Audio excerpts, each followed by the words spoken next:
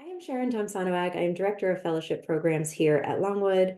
The machines are not quite ready to take over the world. Mulukan Kebede, a current fellow, is going to join me in a few minutes, but for some reason his laptop has decided it no longer acknowledges or takes ownership of the camera. So we are working that out. He will be joining me in a few minutes.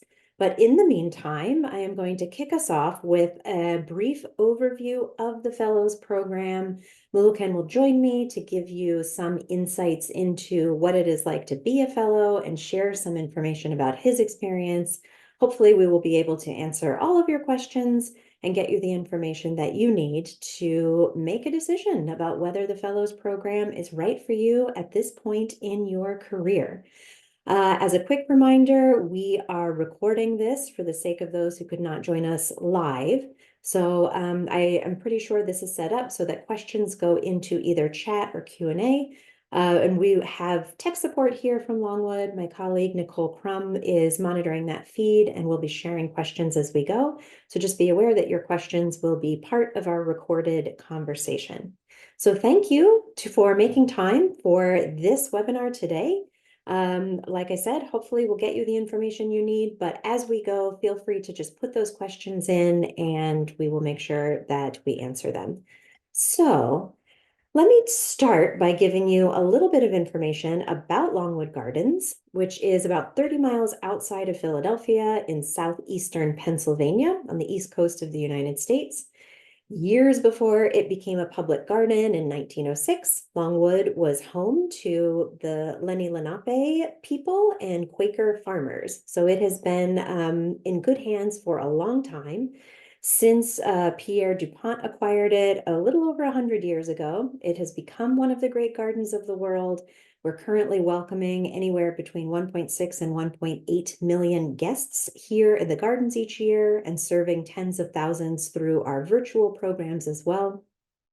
Our goal is to contribute to society through those diverse educational programs, horticultural and scientific research, environmental stewardship, and cultural and community engagement. So here you can see our mission statement in picture of our conservatory. We very much think of the Fellows Program as part of our service to the public horticulture sector globally. It's also a core part of our efforts to pursue IDEA principles, or the acronym that we use in horticulture, of course, inclusion, diversity, equity, and access, and to really make sure that we are investing in deep and wide talent pools. So the Fellows Program is one way that we support and elevate talent that might be otherwise overlooked. And it is an embodiment of our core values. So those values are excellence, professional leadership, fiscal alignment, stewardship, and community engagement. And the Fellows Program is really designed to equip leaders that they need with the skills to support industry health over the long term. I love this portrait of Muluken, who is, of course, the fellow who is hopefully fighting through technical difficulties to join us in a few moments. But the Fellows Program is a focused 13-month experience designed for current or aspiring public horticulture leaders. It's really part of the legacy of innovation that we have from Longwood's founders, and it's an evolution of the Longwood Graduate Program that started in 1967. The Fellows Program was redesigned with input from organizational partners and public horticulture leaders in 2017. So Muluken is part of the 6th cohort under the new model, and he will be graduating at the end of next month. So he's on the home stretch here. So what is the Fellows Program designed to do? We graft theory with practice, with an eye to that end goal of preparing graduates for that long-term impact. We use the simple sort of operating framework that, excuse me, I'm skipping ahead here, that leadership means working with a group of people to achieve a goal. So leadership combines some sense of vision and goal with a group of people and being able to move them toward that goal. So for us, leadership can be a set of skills that are both teachable and measurable. We fully recognize and embrace that leadership styles vary from person to person. So the program does provide continual opportunities for fellows to develop self-awareness and try different strategies related to communication and teamwork. We do a lot of confidence developing and refining tools they need to achieve their career goals. So this program goal is supported by many inputs, as you can see here. We try to make sure that our curriculum and the various elements in the program are frequently refreshed so that we can make sure that we continue to meet the needs of both our alumni and the public horticulture sector.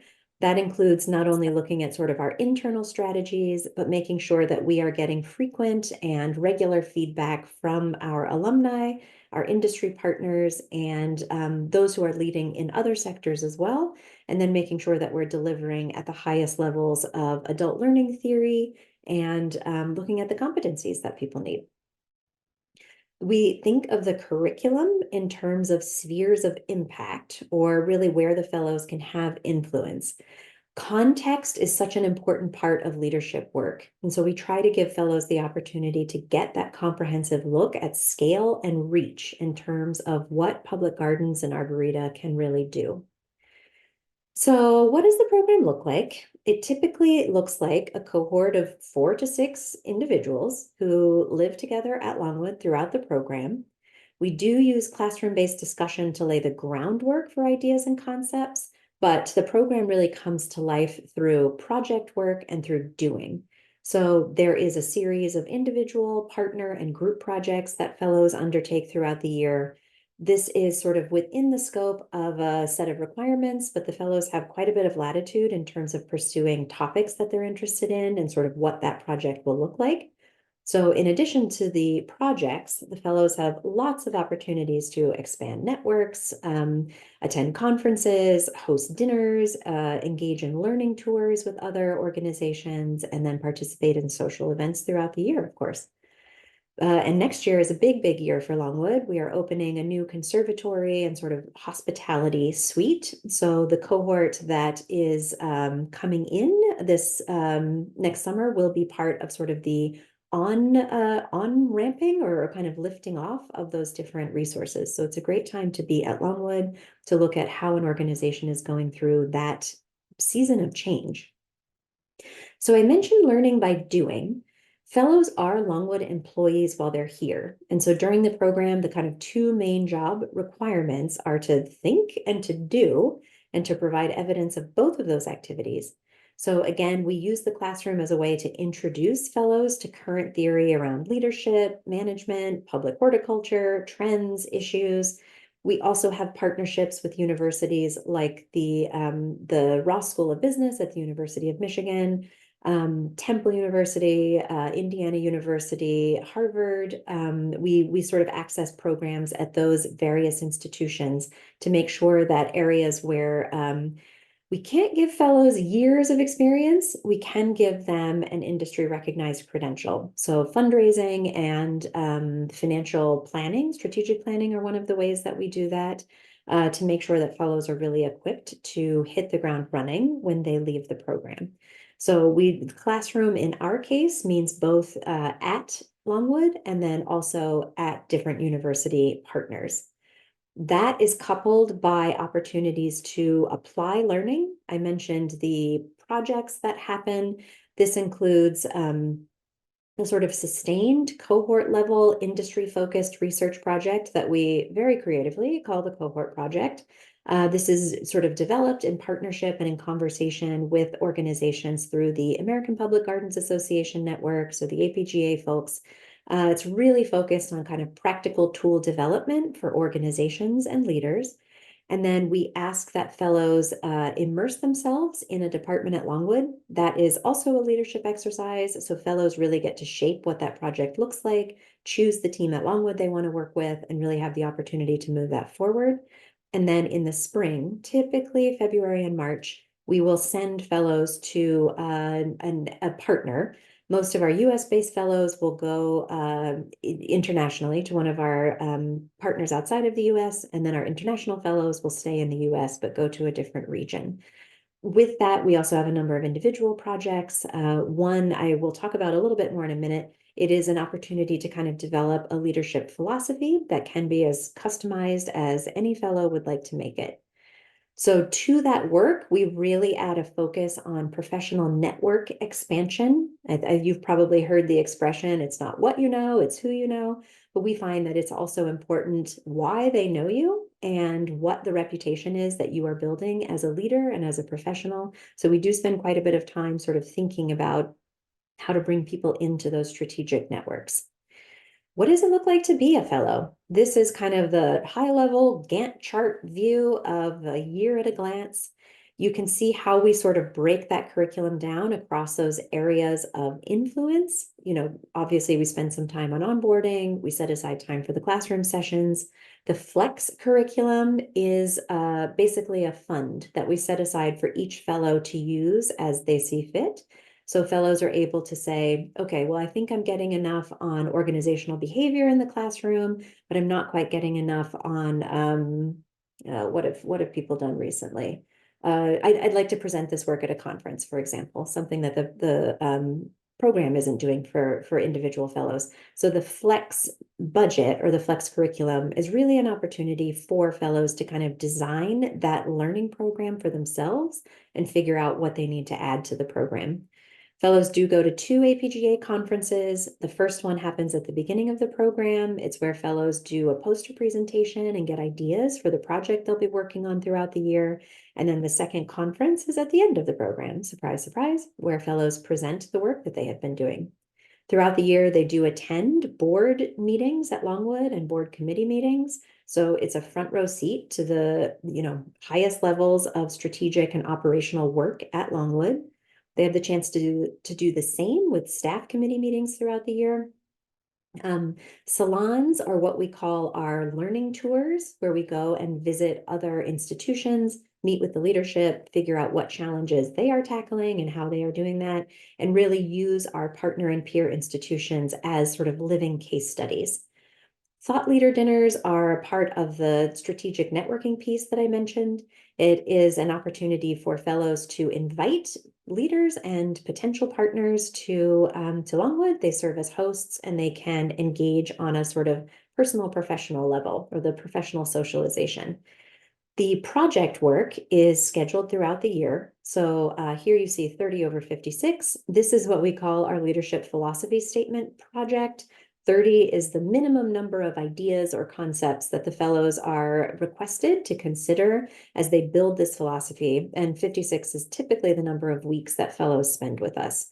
So 30 ideas over 56 weeks. We have scaffolding in place to really encourage fellows to keep those pieces in conversation with each other and figure out what their own leadership practice will look like on the other end of the program. Fellows do a lot of work facilitating and presenting. Those are core skills for every leader, and we want to make sure people are equipped to do that. The departmental immersion I talked about a little bit, and the cohort project I talked about as well. Field placement is what we call that 2-month period where fellows go and work on a defined project with a particular partner.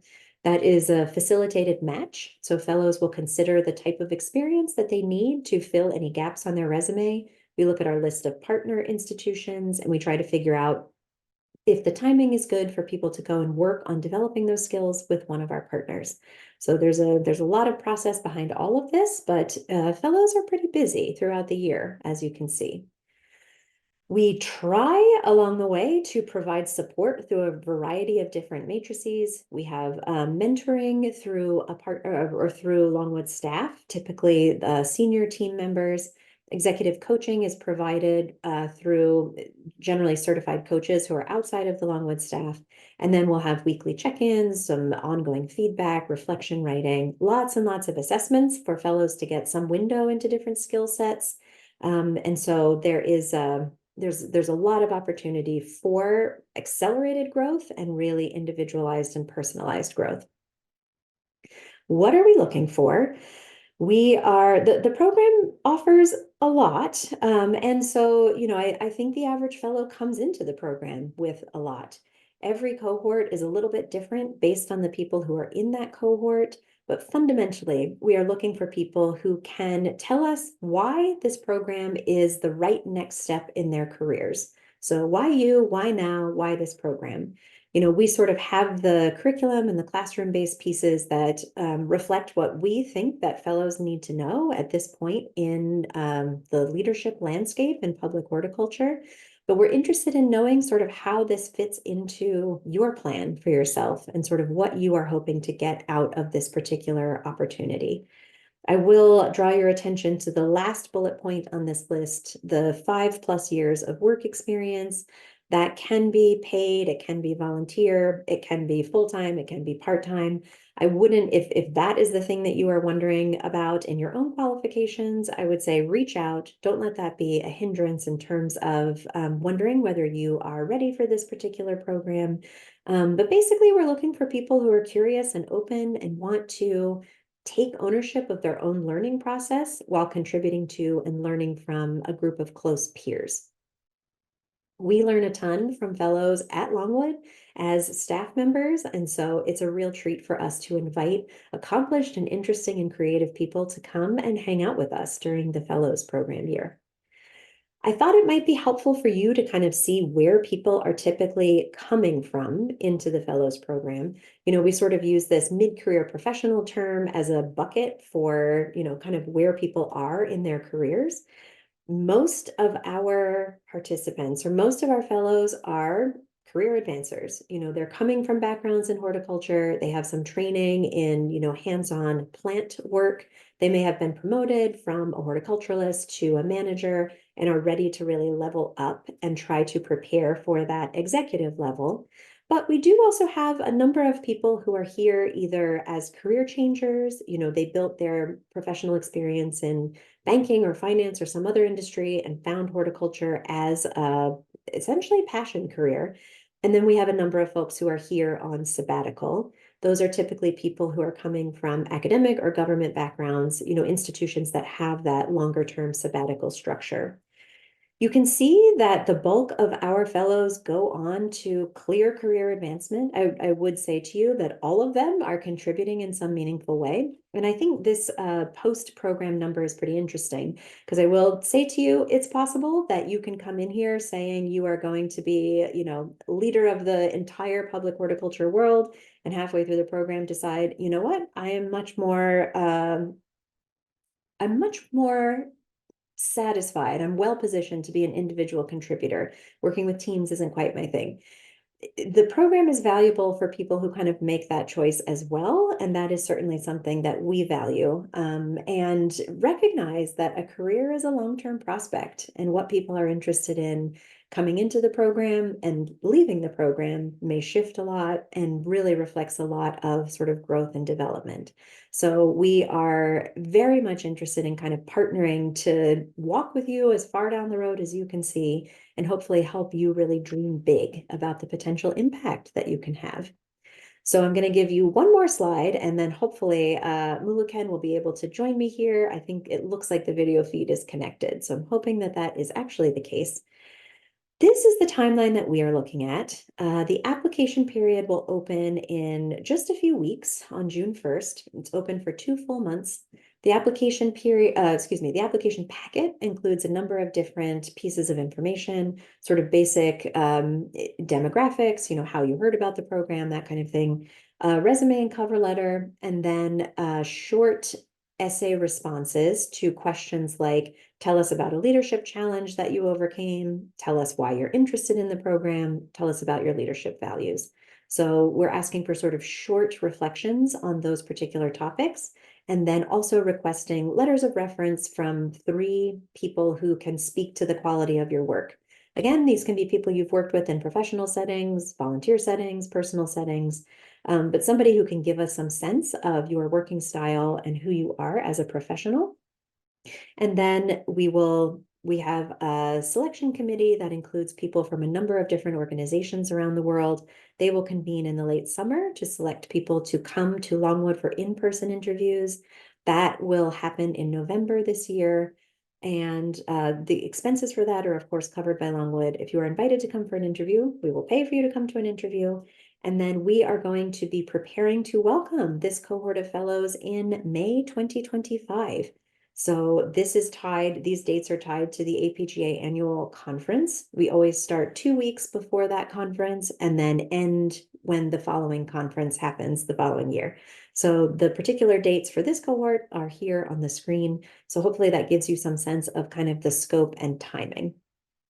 One other thing I will add on the front of numbers. So, we've talked about the curriculum investment, we've talked about living at Holly Hill. Of course, all of that is paid for by Longwood. We are making a six-figure investment in each fellow. But I will say that the stipend that fellows receive, because they are considered Longwood employees, so you do get paid for being in this program. The sort of in-pocket stipend is $30,000 a year, so $1,153 every 2 weeks, deposited as a biweekly paycheck. Longwood will also cover health benefits and insurance for you and any dependents, and then contribute to retirement account. So the stipend is $30,000. The flex budget, so the money that fellows have to travel, attend conferences, take additional courses, is another $8,000. And then there is a budget for wardrobe, for professional wardrobe, which is an additional $500.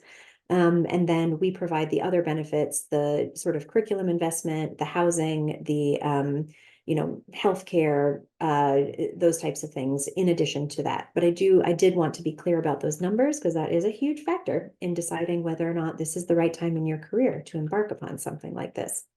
Okay, I promise you, I do not usually yammer on at this length. Muluken, do we have tech liftoff? Are you able to join us here? Yes, I can.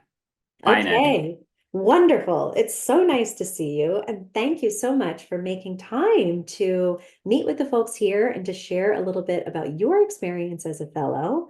So I wonder if you wouldn't mind just starting by telling us about you, telling us what you were doing before you came to the Fellows Program and how you got interested in doing this. Thank you so much. Yeah, I'm glad that finally the technology is resolved.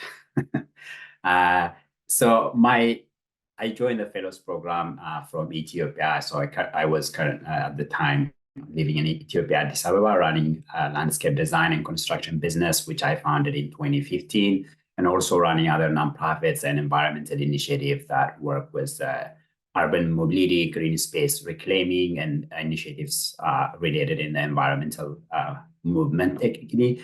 But I heard about the Fellows Program in 2016 when I came to the United States to have some experience sharing with the University of Delaware. I think at the time, the Longwood Fellows Program used to be called the Graduates Program.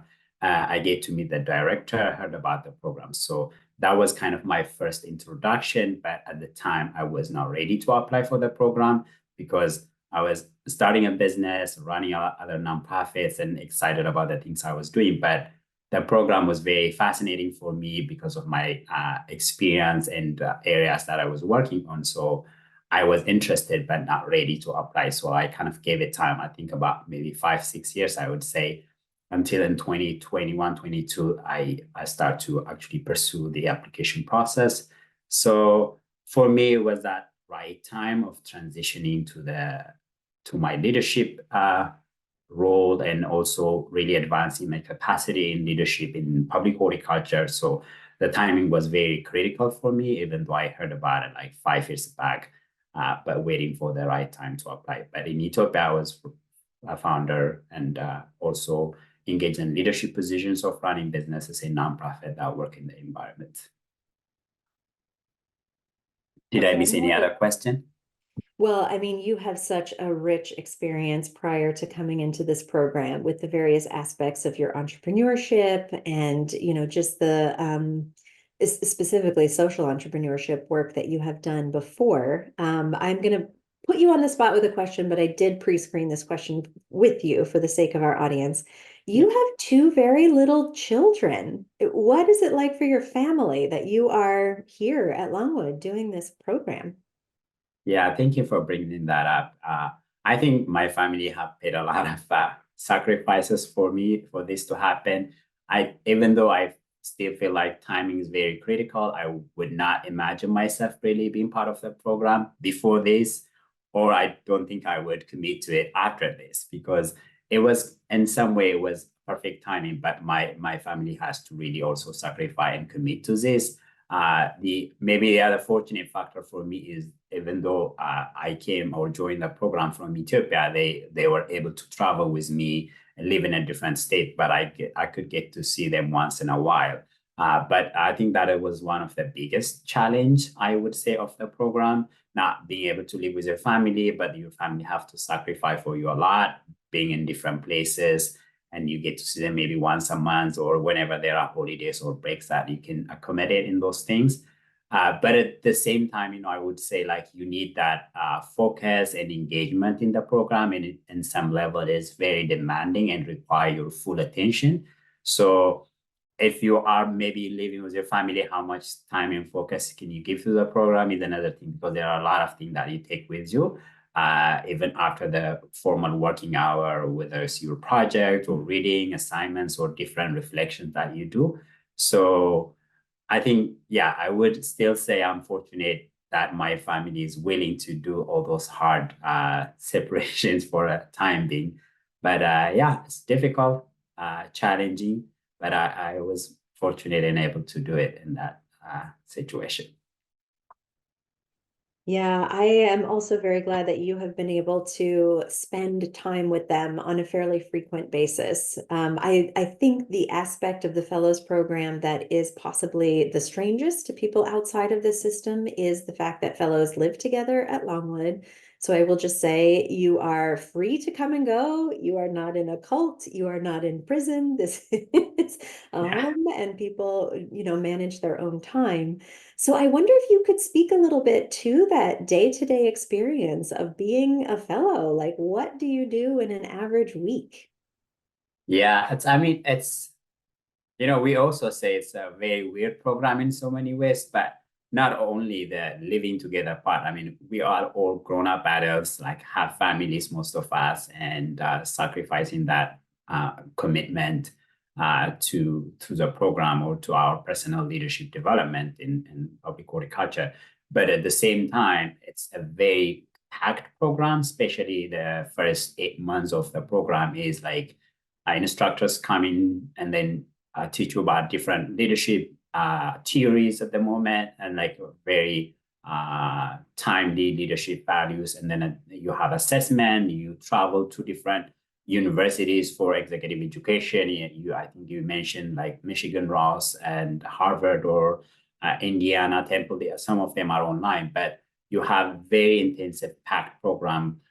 You wake up in the morning, you might have classrooms starting 8:30 or 8 o'clock, and sometimes your day is fully packed until 5 p.m. Other times you have to travel, visit different gardens, meet with different garden leaders and have those conversations.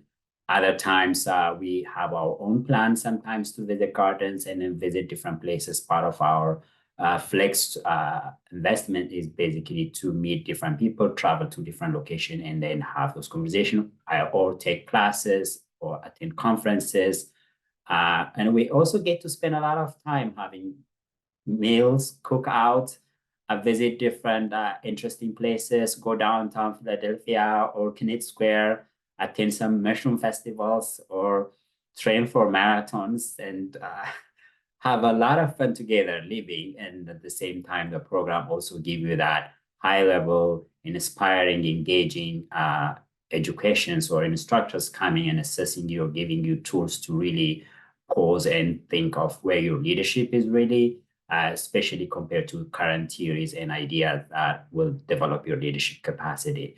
But also Longwood is also another big asset for us. To even walking in the garden by itself is in so many ways inspiring, but attending the board meeting, having that mentoring one-on-ones with different leaders at Longwood, having those discussions, doing our immersion project, maybe working at the garden or having to attend some leadership meeting and discussions. So in so many ways, it kind of gives you this all-rounded leadership opportunity to really assess, evaluate, critically think, question some theories or practices, but at the same time, see where you fit in that and in what areas you need to develop. So yeah, I would say I think the first 8 months are fully packed in so many ways. It feels like you have to really engage. And we also have our own led discussions on leadership. So you have those back to back.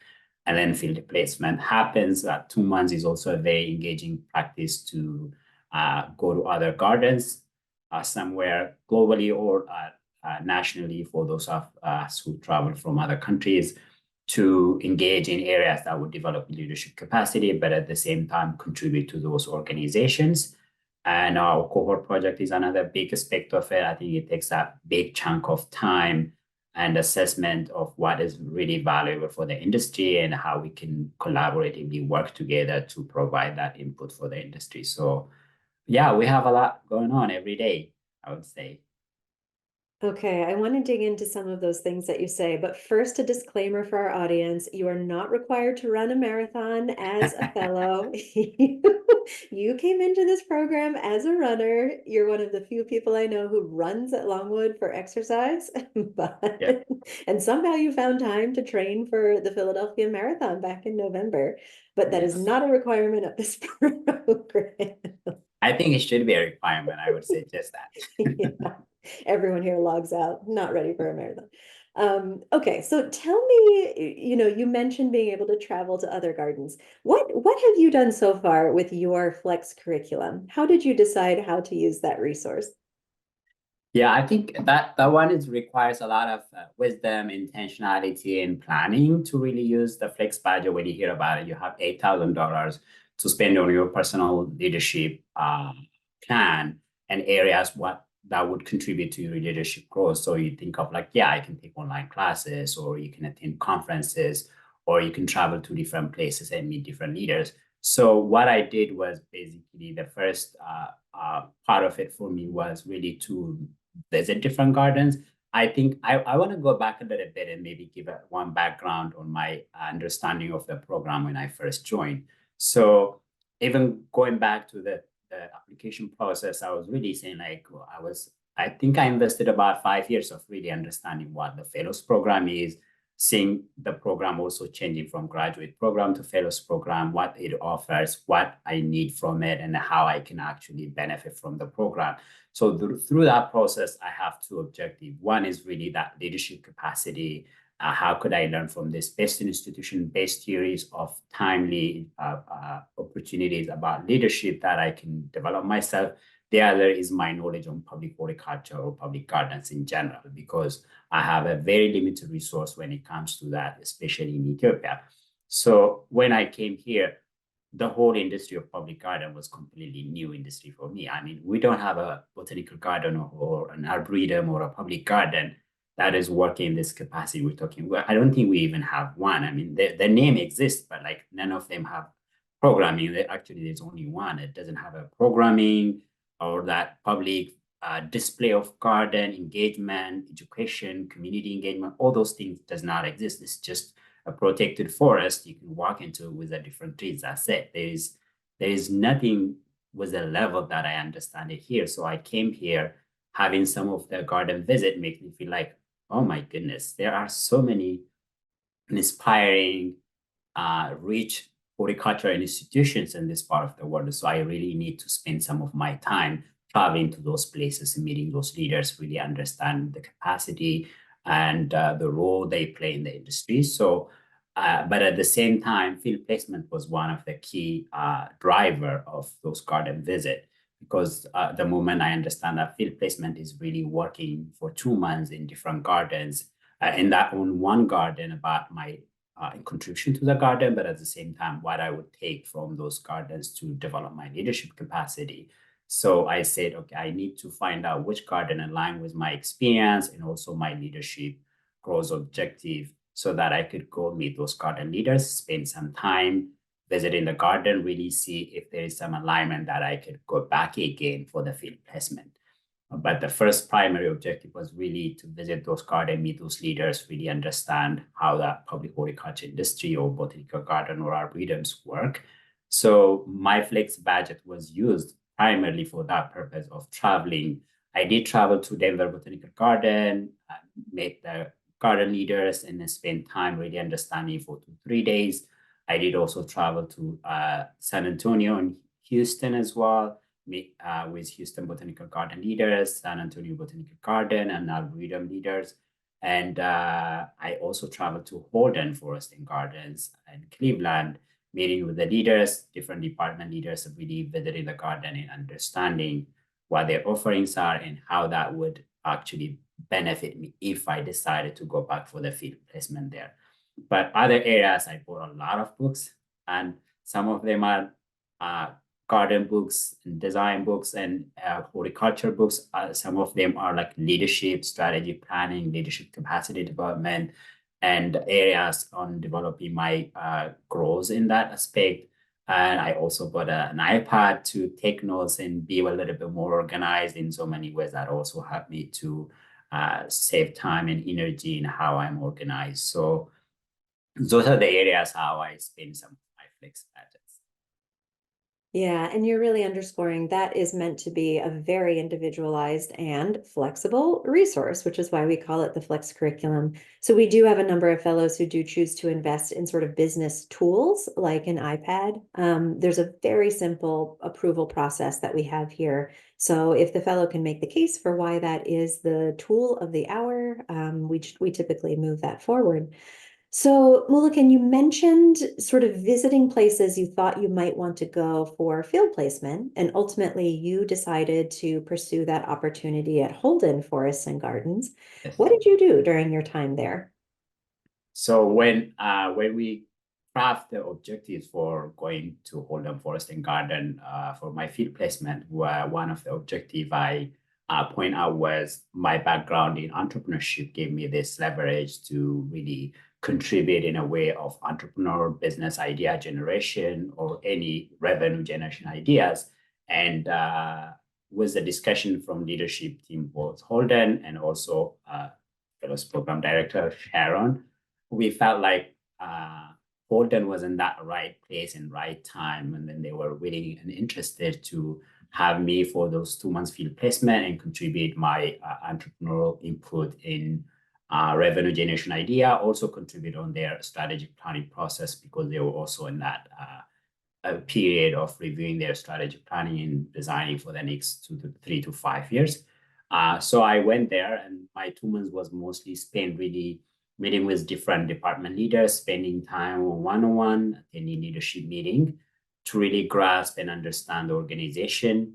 But at the same time, I led focus group discussions with major revenue generating departments. I think about 4 different focus group discussion that I led in both campuses, because there is the Arboretum and then the Botanical Garden campus in the city, which brought about 30 different department leaders and managers in those meetings to really share ideas, generate some revenue generating ideas, share their experience, the garden strengths and opportunities, so that I was able to craft and compile those findings and discussion points to say like there is an area and an opportunity for the garden to really elevate its offering this way that would contribute to the garden revenue generation idea. Also kind of shaping some of those strengths and opportunities also as an input for the strategic planning process. So in that way, I was able to lead those discussions, get those input from the staff, and also add a little bit of my background to say there's this opportunity to work on. But at the same time, I spent more time learning from the organization because it was also a very good timing. The new leadership came into the garden, and the garden was also going through a lot of opportunities and learning learning opportunities for me because I was attending the leadership meeting, meeting different leaders and visiting the gardens and having those conversations really enrich my experience in understanding leadership and organizational dynamics in general. So that was really perfect fit for me. Well, for me, I'm hearing so clearly the exchange of value that happened there. You know, you being able to use your background and experience and learning from where they were as an organization.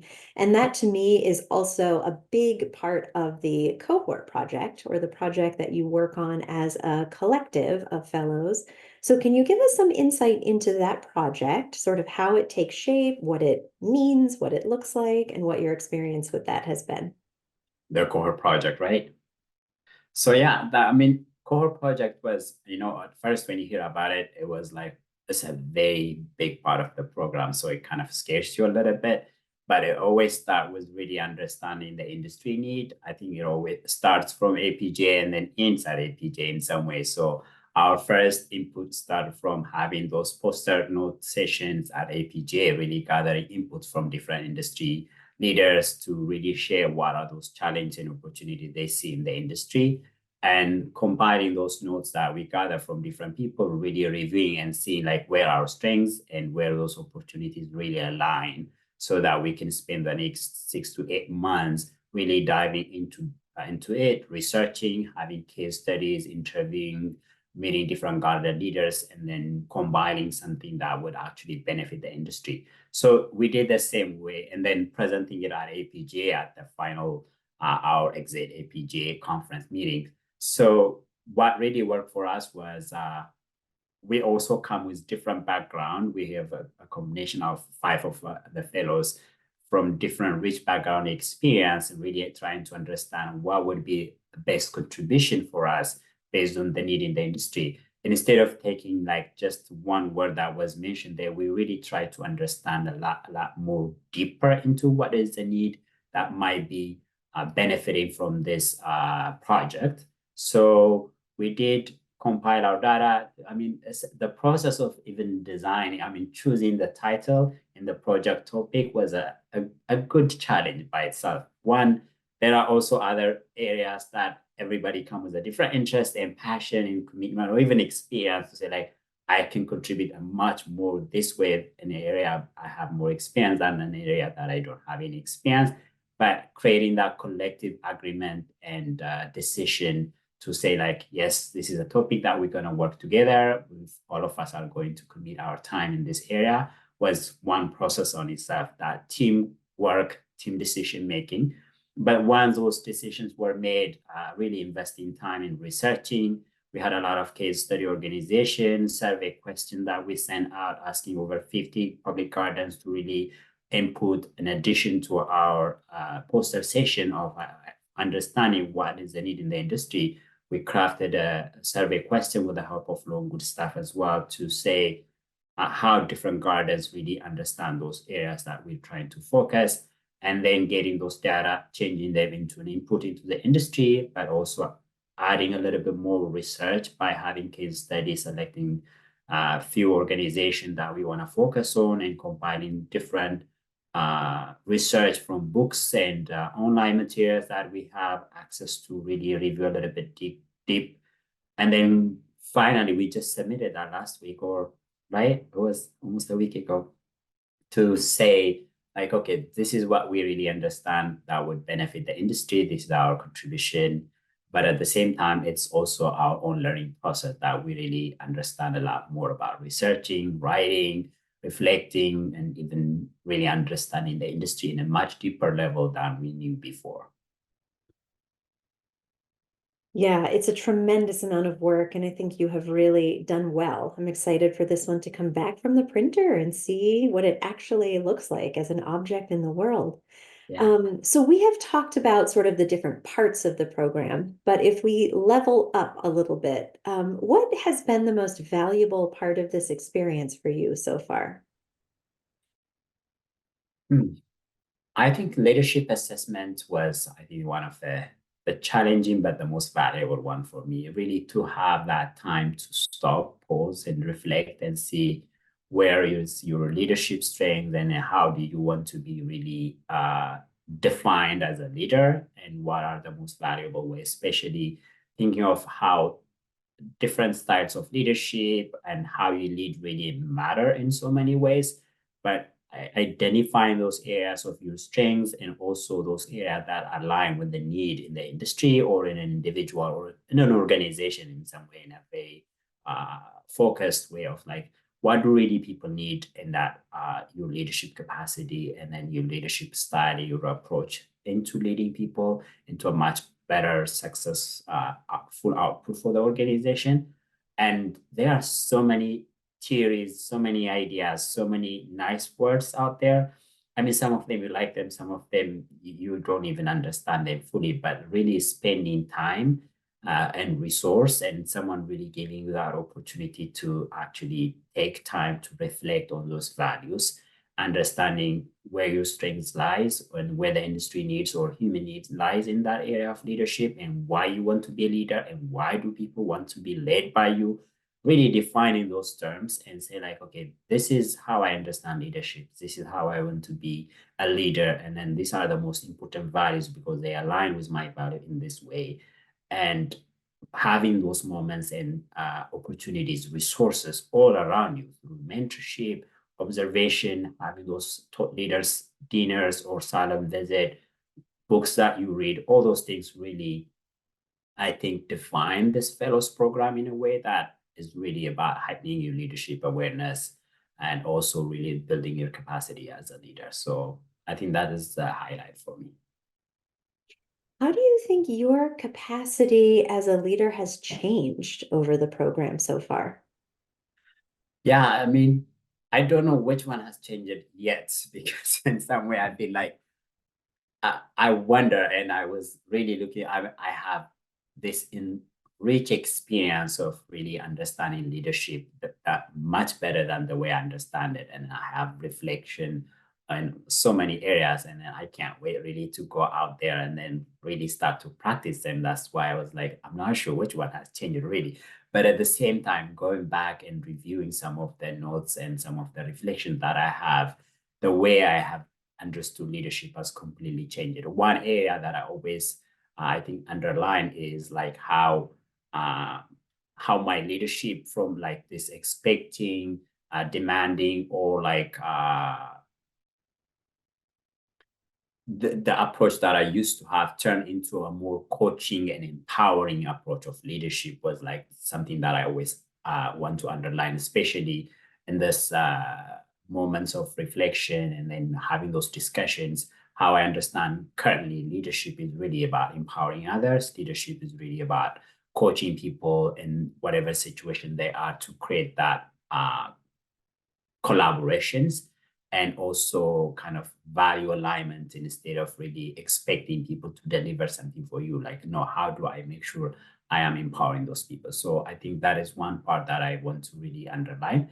But beside that, really having that self-awareness, whether it's through our emotional EQ assessment or conflict style management, like how we handle situation where we are stressed or in conflict, is like something I've never thought of. But like we have a different switch that just turn it and then like you respond differently than you would have in a normal situation. But having that tools and those opportunity to assess yourself and see like, oh, this is so true about me, but I've never really seen from leadership point of view, and then how that would actually become a challenge for you to be a better leader in that way. But having all those tools, whether you call it 360 or disc assessment, EQ, conflict style, all those assessments really give you that opportunity to just step back and really see where you are as a leader and then how you should approach different things and different scenarios.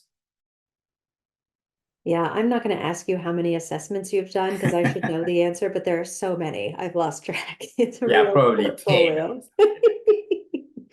Yeah. But yeah, we've been assessed so well. Uh-huh. Yeah, all for your own benefit. There's no permanent Definitely. file that this goes into. Yeah. What you're saying though, Mulukan, I think is tied to one of the questions that I see here in the Q&A. Someone is asking about whether they're at the right career stage. So they're coming out of a master's program, they are interested in horticulture and landscape designing, have been working in the field of arboriculture. Is this the right, will I be the right fellow to apply is the specific question. To my eye, yes, if you are interested in doing the people work associated with leadership. This is not a technical program. This is not where you will come to learn about landscape design, although we certainly have had plenty of landscape architects and designers who've been part of the program. This is really about doing the work with people to support organizations and bigger visions. So I'm thinking, for example, we do have a unit on master planning, so site planning, but it really focuses more on how to bring communities and stakeholders into that development process to make sure that people are contributing to a plan that makes sense for the organization. And it's less about doing, GIS work and the sort of technical like site mapping and that kind of thing. Is that a correct response from your perspective? Yes, I think so because I have the same experience in some way. Because when I applied for the program, even though I have that extensive time of really processing the program, I've also thought I would learn a lot more about landscaping, plants, and things like that. But maybe my expectation was maybe 40-60, like I was expecting 60% maybe focus on leadership and management, and 40% have to be more technical. That was my general idea of or assumption about the program when I applied. But I think when I actually joined the program, maybe I don't know, I might be wrong with numbering that, but I would say 90-10 because 90% of the time we're really focused on people. Really, how do we be a better leader? How do we understand the leadership dynamics, organizational culture, teamwork, and assessing your strengths in leading teams and leading organizations? And then maybe a little bit about technical aspect. Maybe that is also with the immersion project that you can be part of any departments within Longwood, whether that is landscape design or outdoor landscapes, or you still can choose finance in that too, and then in that completely or management, and then focus more still on more leadership management related things. But if you have technical skill need to develop your leadership capacity, maybe build your confidence in some areas, you can still do a little bit of that through immersion project or volunteering through some of the gardens in Longwood or outside. But I think the program has a lot more focus on where you see yourself as a leader in the industry, public horticulture industry, and then how you can see that capacity can be built through this program. Okay, we are coming up on time, so I have just two questions for you. One, you and I have just talked a lot about your individual leadership journey and kind of how you've approached this development process, but there are four other fellows here. What is it like to do that cohort work and to have that very close support network as you're going through this program? Yeah, I mean, that is I think one of the strengths of the program in a way because everyone come with that same intention of really developing their capacity as a leader and also to contribute in a way for your leadership growth. So living together, working together, it always gives you that opportunity. It's not a competitive environment. It's more like a supportive, collaborative environment that would also challenge you in a way because there are always differences when you bring a lot of people together. And it could be idea differences. It could be where your strengths lies, where the other people's strengths is different from yours. So how do you create that balance of really understanding each other, listening, and also working collaboratively together?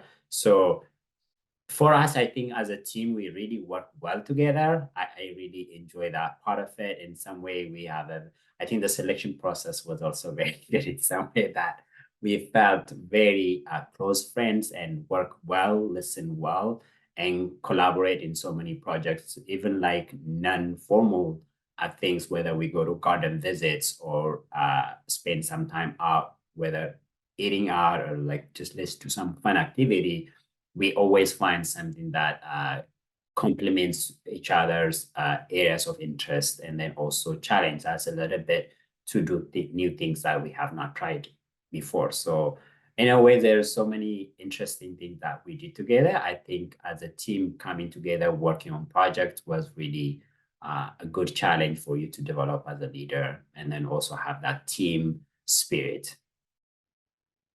I think that's exactly right. And before I ask you my last question, I'm going to bring in two questions from the chat that are kind of on a similar theme. Folks who are looking to make a career transition, either from the corporate world or from academia. I think that both of those backgrounds can set you up for success in this program. The real task is to address why you are interested in building your leadership capacity, what you hope to do with the resources in this program to kind of move yourself, but also organizations and public horticulture forward as a sector. So I would say the 5 years of experience requirement does not have to be in horticulture, 5 years of professional or volunteer experience. The task is really to make clear in the application how you are connecting the dots and how this program fits into that career plan that you have.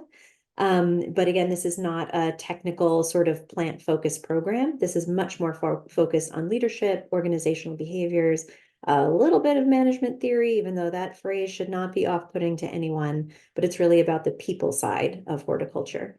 So Mulukan, I am going to put our contact info on the screen while I ask you my last question, which Yeah. is, what do you wish you had known on your first day of being a fellow? Hmm. What do I wish? Hmm. I don't know if I have any less information, I would say. I felt like I have enough time to prepare. I have less surprise, except the one that I mentioned earlier, which I thought has a lot more to do with technical horticultural skills, but it completely ended up being like more leadership in some way, which is actually exactly what I needed. So I was really good in that way.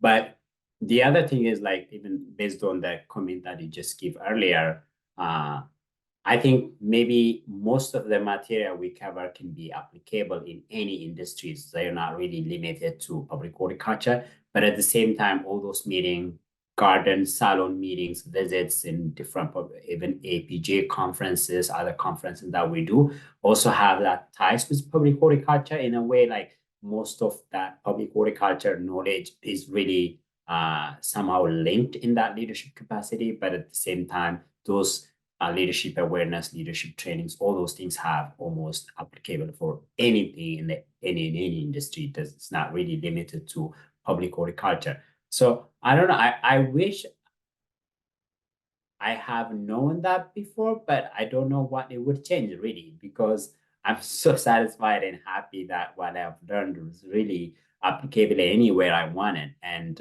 I was not also restricted from really engaging a lot more in public horticulture, visiting those public gardens and meeting different thought leaders that are highly focused. Even just walking in those gardens and meeting those people really inspired me in the industry to know a lot more and where I am and then my background in landscaping, whether it's through leading different teams in horticulture, landscape design, and different aspects of those departments.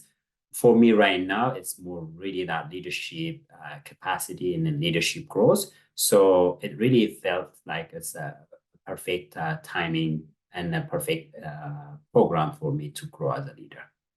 Well, Mulukan, thank you again for sharing your experience as a fellow. For our guest today, we are at time. So for those of you who are tuning in or watching this recording later, please feel free to use any of the links on the screen to find more information. And please use the contact info here to get in touch. Both Mulukan and I are happy to continue the conversation with you individually.